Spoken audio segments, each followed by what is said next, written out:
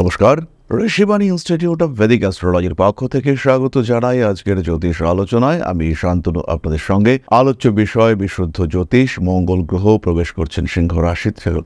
মঙ্গল গ্রহ কর্কট রাশিতে প্রবেশ করছেন। নিচস্থ হবেন মঙ্গল এবং থাকবে প্রায় 2 মাস 3 দিন, অর্থাৎ 3 এপ্রিল থেকে মঙ্গলকে আমরা নিচস্থ হতে দেখব। 7 জুন পর্যন্ত মঙ্গলের এই নিচস্থ অবস্থান কিন্তু দেখতে পাওয়া যাবে। ফলে 3 এপ্রিল থেকে 7 জুন পর্যন্ত সিংহের দ্বাদশে মঙ্গল অবস্থান করবেন। ফলে সিংহ রাশি বা লগ্নের মানুষদের জেদ বাড়তে দেখতে পাওয়া যাবে।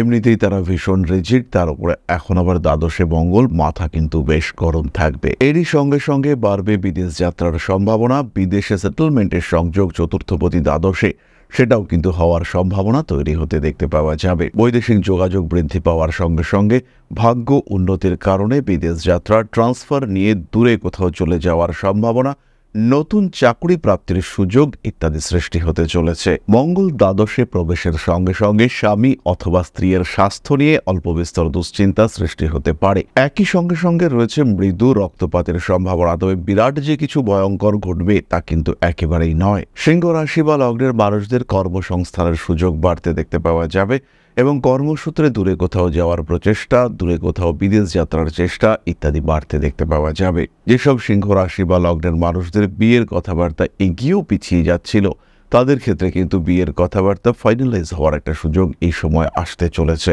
এমন একজন মানুষকে পছন্দ হলো, যে মানুষটিকে আপনি বিয়ে করতে চাইছেন, যাকে নিয়ে আপনি সংসার করবেন, কিংবা আলটিমেটলি যে আপনার জীবন সঙ্গী বা সঙ্গিনী হতে চাইছে, সেই রকম কোনো মানুষের সঙ্গে অ্যাটাচমেন্ট সৃষ্টির সম্ভাবনা তৈরি হতে দেখতে পাওয়া যাবে। কিছু কিছু ক্ষেত্রে পারিবারিক সমস্যা বৃদ্ধির সম্ভাবনা তৈরি হবে এবং এই মঙ্গলের চতুর্থ দৃষ্টি যেহেতু সিংহের তৃতীয়ে পড়ছে, সেই কারণে কিন্তু সিংহ রাশি বা লগ্নের মানুষদের ভ্রাতৃবিরোধের একটা সম্ভাবনা সেটাও সৃষ্টি হতে পারে। কিছু কিছু মানুষ যাদের বয়স একেবারেই কম, তাদের ভ্রাতৃ লাভের সম্ভাবনা সেটাও কিন্তু সৃষ্টি হতে পারে। জমি জায়গা বাড়ি ঘর ইত্যাদির বিক্রয়ের সংযোগ বাড়তে দেখতে পাওয়া যাবে। তার মাধ্যমে লাভবান হবেন সিংহ রাশি বা লগ্নের মানুষরা। দায়বদ্ধতা বৃদ্ধির সংযোগ রয়েছে। পেশাগত ক্ষেত্রে অস্থিরতা বাড়তে চলেছে, অ্যাক্টিভিটি বাড়তে দেখতে পাওয়া যাবে এবং এই সময়টা কাটানোর জন্য একটা সলিড প্ল্যানিং সেটা কিন্তু আপনার দরকার। প্ল্যানিং এর অভাবে অনেক কাজকর্ম বাস্তবায়িত নাও হতে পারে। মানসিক দিক থেকে বেশ কিছু চাপের সম্ভাবনা সেটাও সৃষ্টি হতে পারে। পারিবারিক ক্ষেত্রে কিছু অস্থিরতা, কিছু অশান্তি বৃদ্ধির সংযোগ দেখতে পাওয়া যাবে। ফাটকা টাকা পয়সা উপার্জনের ক্ষেত্রে কিছু সমস্যা সৃষ্টি হতে পারে। রাজনৈতিক সক্রিয়তা বৃদ্ধির সংযোগ দেখতে পাওয়া যায়। গোপন শত্রুতার কারণে কিছু ক্ষতির শিকার হতে পারেন সিংহ রাশি বা লগ্নের মানুষরা। মঙ্গল এই সময় যে দ্বাদশে অবস্থান করে রয়েছে, পায়ের একদম নিচের অংশে আঘাত প্রাপ্তির সম্ভাবনা রয়েছে।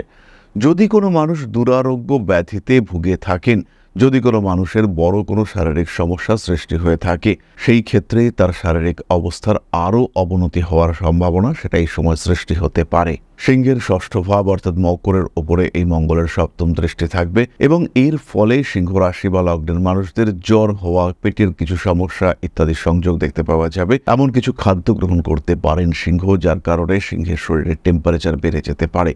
লাল হয়ে যাওয়া, অ্যালার্জি টেন্ডেন্সি এগুলিও কিন্তু বাড়তে দেখতে পাওয়া যাবে। চোখে কোনো রকম ইনফেকশনের কারণে চোখ লাল হয়ে যেতে পারে এবং তার জন্য একটা লেন্দি ট্রিটমেন্টের প্রয়োজনীয়তা সৃষ্টি হতে পারে। বাড়ি পরিবর্তনের সংযোগ দেখতে পাওয়া যাবে। নাম যশ ইত্যাদির ক্ষেত্রে উন্নতির সম্ভাবনা অবশ্যই রয়েছে। মঙ্গলের অষ্টম দৃষ্টি পড়বে আপনার সপ্তম ভাবের উপর। এর কারণে কিন্তু মাথা গরম হবে, স্বামী স্ত্রী সমস্যা, বচসা ইত্যাদি বাড়তে দেখতে পাওয়া যাবে। কারণে অকারণে ঝগড়া হয়ে যাওয়া এটা কিন্তু সৃষ্টি হতে পারে। আরেকটি অদ্ভুত বিষয় রয়েছে, নবমপতি দ্বাদশভাবে অবস্থান করে আপনার সপ্তমকে দেখছেন। এই ক্ষেত্রে বাবা আপনার বিয়ের জন্য পাত্র অথবা পাত্রী সংগ্রহ করলেন, দেখলেন যে কিনা অবস্থান করে রয়েছেন বিদেশে, অর্থাৎ বিদেশে রয়েছেন এমন কোনো পাত্র অথবা পাত্রের সঙ্গে আপনার বিয়ের কথাবার্তা আপনার বাবা ঠিক করলেন। এই ঘটনা কিন্তু এই সময় দেখতে পাওয়া যেতেই পারে। সুতরাং সিংহের দ্বাদশে মঙ্গলের অবস্থান, তার কারণে সিংহের জীবনে কি ঘটতে পারে, কোন কোন দিক থেকে কতটা পরিবর্তন আসার সম্ভাবনা রয়েছে, তার একটা সাধারণ রূপরেখা আমরা উপলব্ধি করলাম। মনে রাখতে হবে, দ্বাদশে মঙ্গল বিরাট শুভযোগ নয়। তারই সঙ্গে সঙ্গে শনি রাহু কনজাংশন তৈরি হচ্ছে, এগুলোও কিন্তু বিরাট শুভ নয়। রাহুর দৃষ্টি মঙ্গলের ওপরে থাকছে। সঞ্চারের একদম প্রথম দিকে সিংহ কিন্তু বেশ ডিস্টার্ব থাকবেন। তবে মোটামুটি 15 দিন অতিবাহিত হওয়ার পরে, অর্থাৎ এপ্রিল মাসের 17-18 তারিখের পর থেকে সিংহের দুশ্চিন্তা অনেক অনেক কমতে দেখতে পাওয়া যাবে। সিংহের আত্মবিশ্বাস বাড়বে এবং পরিকল্পিতভাবে সিংহ কিন্তু তার জীবনকে কন্টিনিউ করতে পারবেন।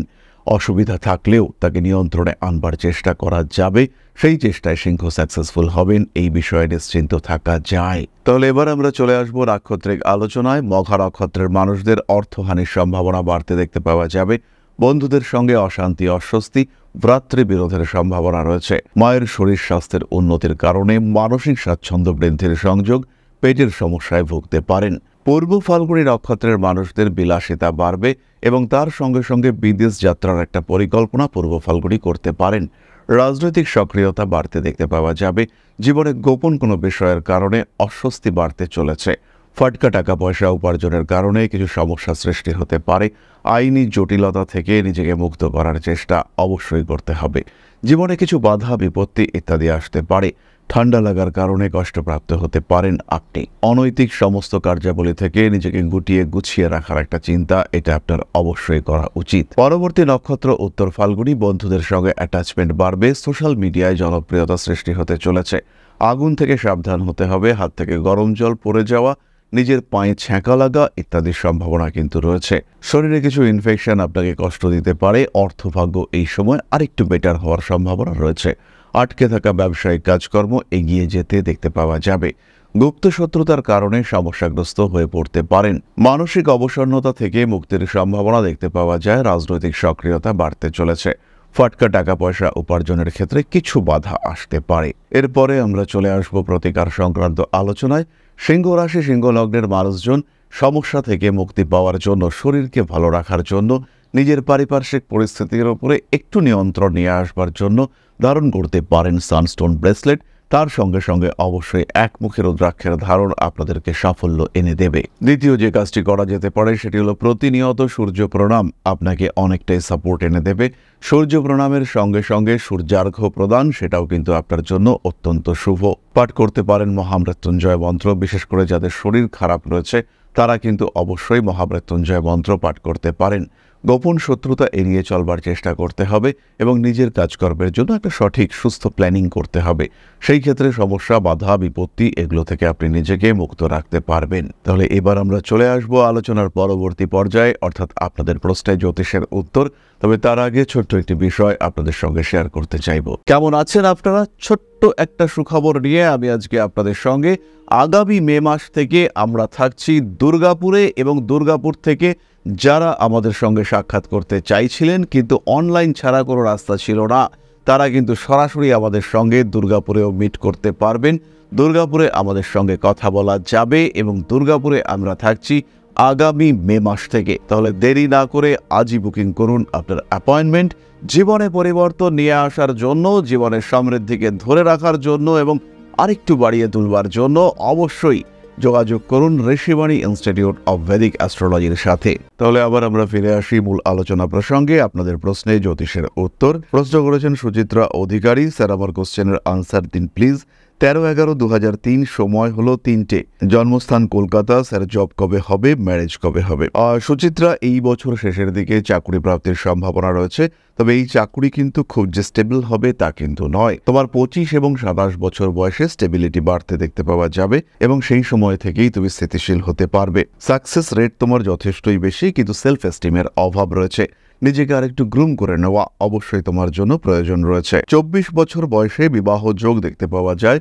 24-25 অর্থাৎ 2027-28 এই দুটি বছর তোমার বিয়ের জন্য যথেষ্ট গুরুত্বপূর্ণ। এই সময় তোমার বিয়ে হবে, নিশ্চিন্ত থাকা যায়। বিবাহিত জীবন মাঝারি, মঙ্গলের প্রতিকার করবার প্রয়োজনীয়তা রয়েছে। তাহলে আজকের আলোচনা আমরা আর দীর্ঘায়িত করব না। সবাই সুস্থ থাকুন, ভালো থাকুন। মা শ্রী শ্রী আদিশক্তির আশীর্বাদে আপনাদের জীবন আরও সুন্দর, আরও সচ্ছল, আরও সমৃদ্ধ হয়ে উঠুক। জয় মা আদিশক্তি।